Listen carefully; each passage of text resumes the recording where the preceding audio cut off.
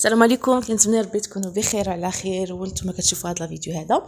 تحت الطلب ديال بزاف ديال المتبعات واللي كانوا يسولوني على الدقيق اللي كيتستعمل الشباكيه ولا الحلوه واللي غادي نسلها لكم ان شاء الله في شهر رمضان ديال 25 كيلو. وكانت واحد السيده سولتني على كيفاش زعما تناخذ ديال 25 كيلو يكون خاص بالحلويات. فهاد الفيديو خاص درتو لكم، فقط بغيت نشارك معكم هذا الدقيق هذا.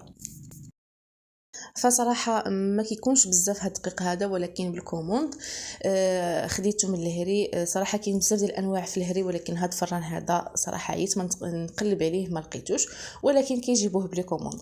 هاد الفران هذا خاص بالحلويات، خاص بالناس اللي كيخدموا في الباتيسري، السيدات اللي كيبغيو يخدموا على راسهم كيديروا ديك ميني بيتزا، كيديروا البطبوط، كيديروا لي كيش، كيديروا كذلك الحلوه ديال عفوا الورقه ديال البسطيله.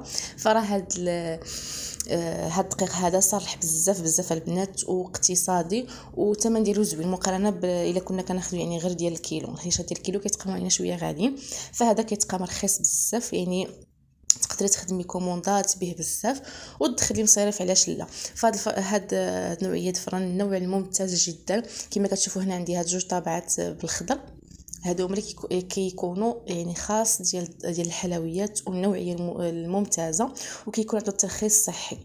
كما كتشوفوا كيجي على هذا الشكل هذا، يعني فران خاص بالحلويات، ما فيهش الخبز ديال الحلويات، كيصلح حتى للخبز، كيصلح لاي حاجه بغيتي ديريها. الناس اللي باغيين يخدموا على راسهم، حتى الامهات اللي يعني غير في الدار كيبغيو يديروا شي حاجه بنوعيه زوينه دقيق، فهذا كيصلح بزاف وكنصحكم به. فهذه شحال كنت كناخذو يعني من التقدير ديال الشهر، كنت كناخذو 100 درهم، فمؤخرا زاد شي حاجه تقريبا زاد واحد 10 دراهم ولا ما كاملاش.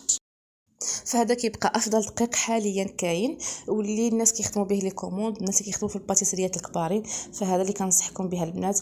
هنا حاولت نفتح الباكيه باش تشوفوها. بيض البنات، حليب رائع، وحتى الحبيبات ديالو رقاقي، يعني من ديك النوعيه الجيده الممتازه، مقارنه مع هذاك اللي كناخذوا ديال الباكيات ديال الكيلو. فكيتقامنا اقتصادي بزاف ونفس النوعيه، راه نفس النوعيه.